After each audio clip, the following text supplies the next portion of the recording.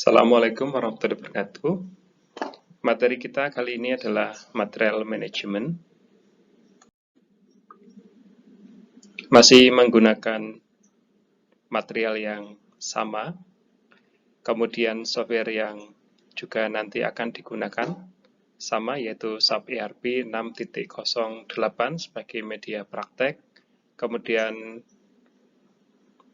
model atau studi kasus yang nanti akan kita gunakan adalah Global Bike. Kemudian tidak diperlukan syarat tertentu untuk mempelajari modul ini.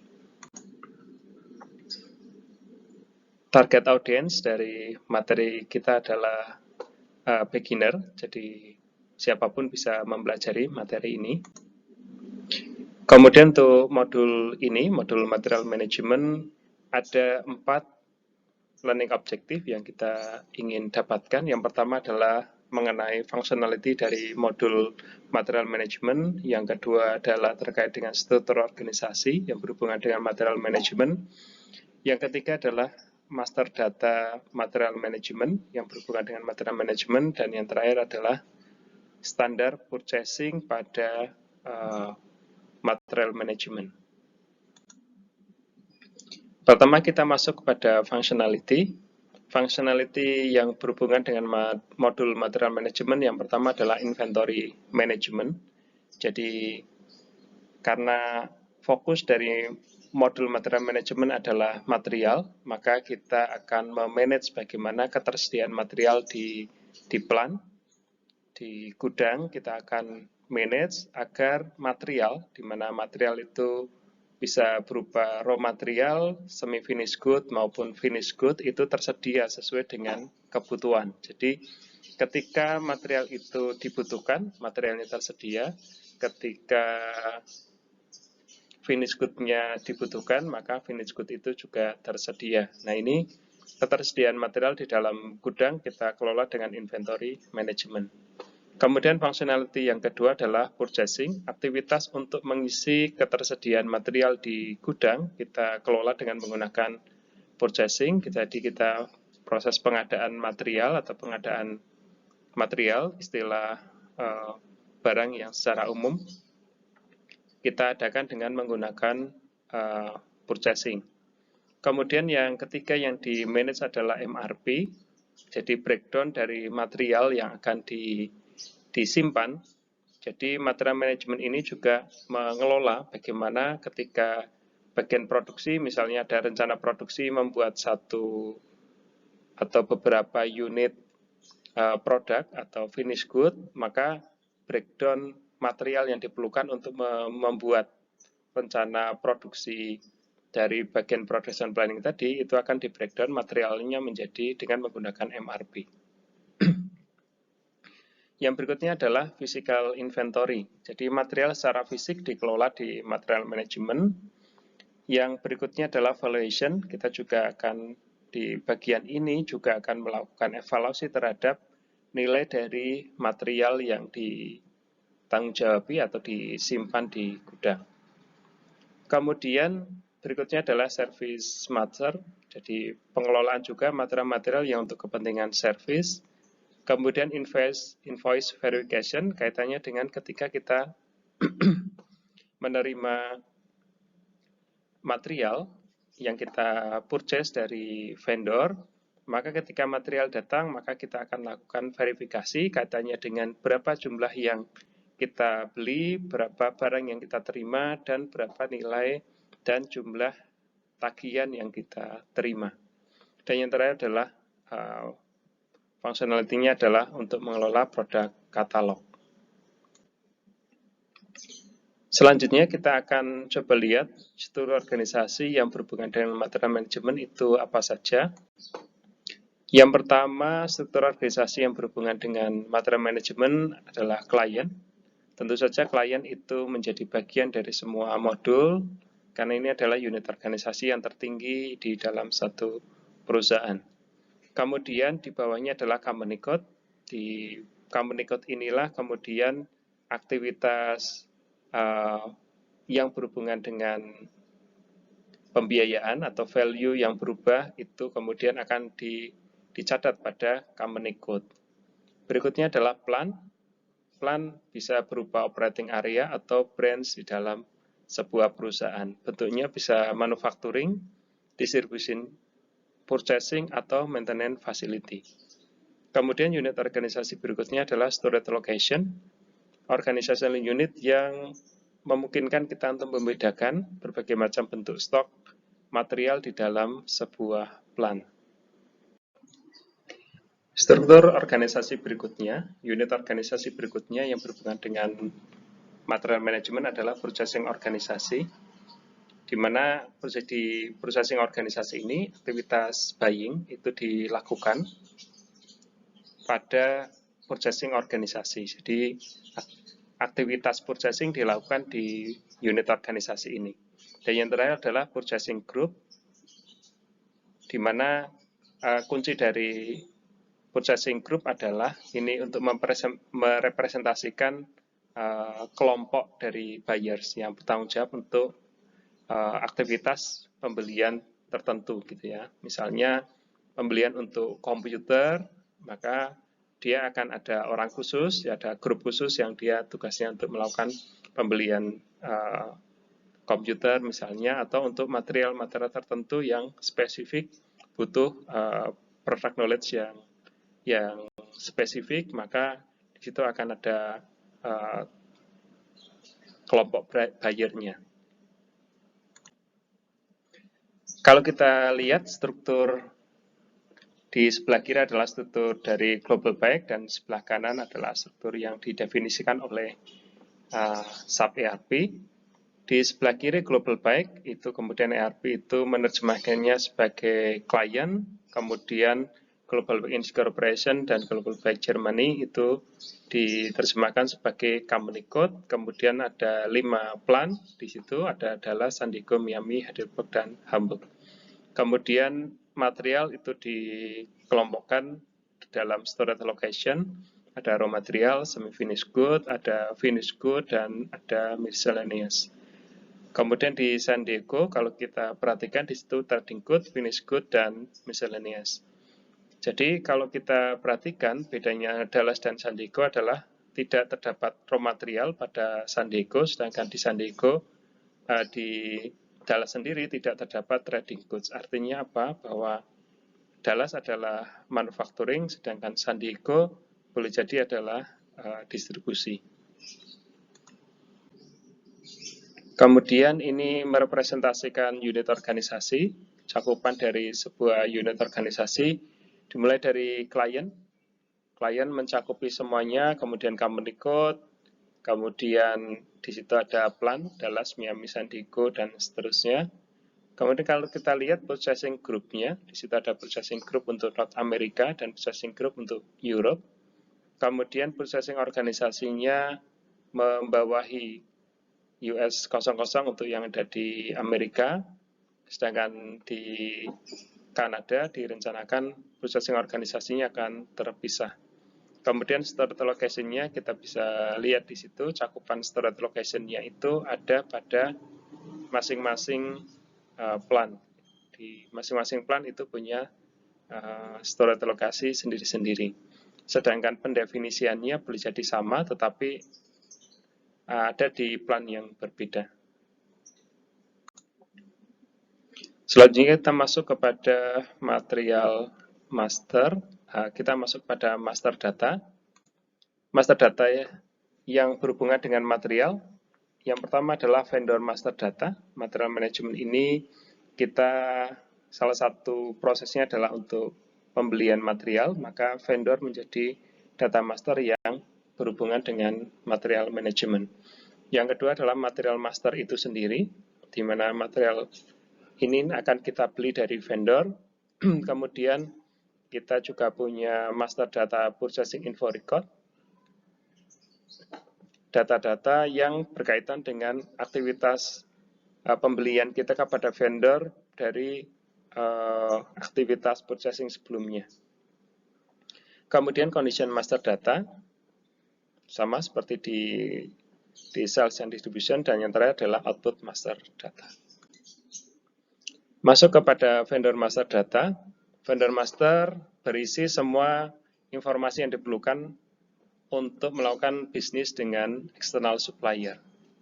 Jadi data-data supplier akan disimpan pada vendor master data.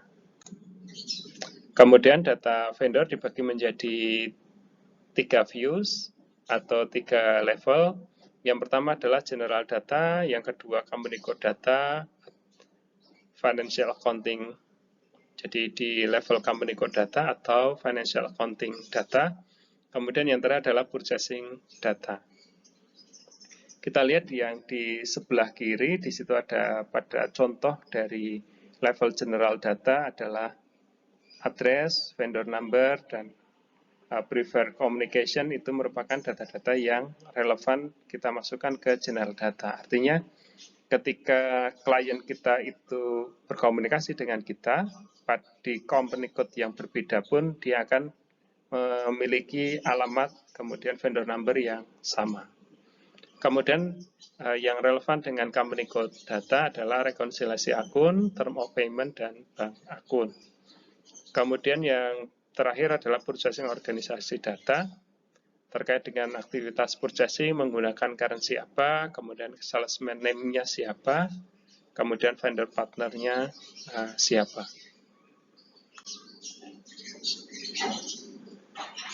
Kalau kita beri ilustrasi yang lain, klien itu hanya ada satu, karena nama itu hanya ada satu nama, satu alamat, komunikasinya juga prefer komunikasinya adalah satu.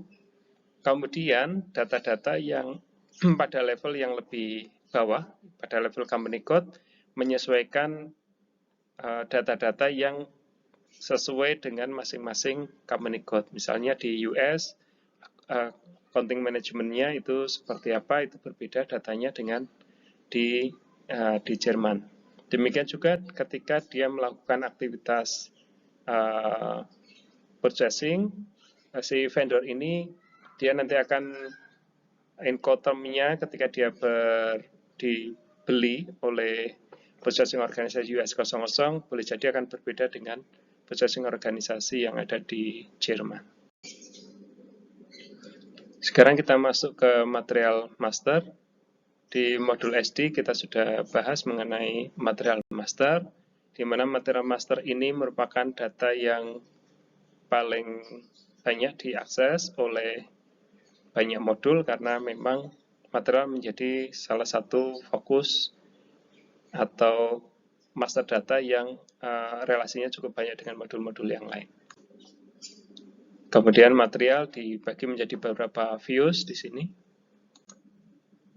Kemudian ini contoh data yang relevan dengan views-views tertentu. Sekarang kita masuk kepada Purchasing Info Record, di mana Purchasing Info Record framework for purchasing order berisi semua hubungan relasi antara vendor dan material. Jadi si Purchasing Info Record ini bisa dibuat secara manual atau automatically. Jadi data-data yang relasinya antara material kemudian dan data vendor itu nanti akan dijadikan satu Purchasing Info Record di sini. Dengan adanya Purchasing Info Record itu memungkinkan buyer untuk bisa menentukan dengan cepat vendor mana yang menawarkan atau mensuplai spesifik material. Jadi dari data-data yang ditentukan atau diisikan oleh vendor, kita bisa kemudian ngelis mana-mana saja yang vendor yang bisa memenuhi kebutuhan kita yang akan kita orderkan. Dari sana kita bisa ngelis vendor-vendor yang sesuai yang mana saja. Info record itu berisi data berkaitan dengan pricing dan condition, kemudian purchase order yang terakhir, kemudian tolerance limit untuk melakukan delivery. Jadi ketika kita melakukan delivery boleh jadi ada quantity tertentu yang diizinkan untuk kemudian bisa dilakukan delivery. Misalnya seperti data-data seperti itu disimpan di Purchasing Info Record. Kemudian kita juga bisa masukkan data lead time-nya itu berapa, availability period-nya itu berapa, Kemudian data vendor evaluation, datanya itu juga data historis ketika kita melakukan evaluasi, itu hasilnya seperti apa, juga menjadi bagian dari purchasing info record. Jadi kalau kita melakukan pembelian itu kan biasanya kita akan repeat order. Jadi prinsipnya adalah purchasing info record ini untuk kemudian data historis pembelian atau data kualifikasi dari si vendor itu bisa kita lihat sebagai dasar untuk kita bisa menentukan vendor mana yang sesuai dengan rencana pembelian yang kita akan lakukan saat ini. Jadi ketika aktivitas material ada vendor, ketika kita membeli material dari vendor, maka kita akan memberikan PO, purchase order, kepada vendor. Pada sisi yang lain, data-data yang tadi kita hasilkan untuk purchase order juga kita bisa simpan sebagai purchasing info record dari data-data yang kita jadikan pembelian material. Kemudian bagian terakhir adalah procure to pay proses. Aktivitas procurement itu diawali dari adanya purchase requisition. User akan mengeluarkan purchase requisition untuk kemudian disampaikan ke bagian purchasing. Oleh bagian purchasing, PR tadi akan dijadikan dasar untuk kemudian meminta penawaran dari vendor. Penawaran dari vendor tadi kemudian akan diterima oleh perusahaan, kemudian oleh perusahaan akan dilakukan vendor selection. Jadi kita akan memilih vendor berdasarkan dokumen penawaran yang disampaikan kepada kita. Dari dokumen penawaran yang kita terima tadi akan kita kemudian lakukan seleksi bisa berdasarkan price, bisa berdasarkan quality, tergantung kebutuhan pembelian saat itu. Kemudian dari aktivitas vendor selection ini kita bisa tentukan siapa yang diterima penawarannya, siapa yang kemudian belum diterima penawarannya. Untuk vendor yang kita terima penawarannya, maka akan ditindaklanjuti dengan kita membuat yang namanya purchase order. Jadi kita melakukan pembelian dengan membuat dokumen purchase order, kemudian dokumen purchase order tadi, vendor-vendor yang penawarannya belum kita terima, kita notify vendor bahwa penawarannya belum kita terima. Dari PO yang kita keluarkan, kemudian vendor akan menerimanya sebagai sales order, dan dari sales order tadi kemudian akan ditindaklanjuti dengan pengiriman material ketika kita mungkin menetapkan kapan materialnya kita minta kita dikirim, atau kita kemudian immediately begitu barangnya ada kemudian minta dikirim. Dari sana kemudian vendor akan melakukan shipment, dan pada sisi vendor kemarin yang kita bahas di SD, vendor akan mengeluarkan barang, kemudian barang dikeluarkan dari gudangnya vendor, kemudian ditransportasi, dan kita akan terima material yang kita beli dari vendor. Material yang kita terima dari vendor tadi, kemudian kita masukkan materialnya dan kita generate dokumen namanya good receive, artinya kita menerima material dari pembelian yang kita lakukan kepada vendor. Saat kita good receive, kita juga akan terima invoice receipt. Tetapi sesuai dengan kesepakatan, invoice receipt itu bisa diterima immediately bersama dengan materialnya atau goods-nya, tapi boleh jadi juga tempo. Jadi materi yang kita terima, tapi tagihannya mungkin di akhir bulan. Hal semacam itu juga dimungkinkan. Jadi dari good receipt sampai ke invoice receipt itu bisa bersamaan, bisa kemudian ada jeda. Dari invoice receipt tadi, kemudian kita akan lakukan payment to vendor.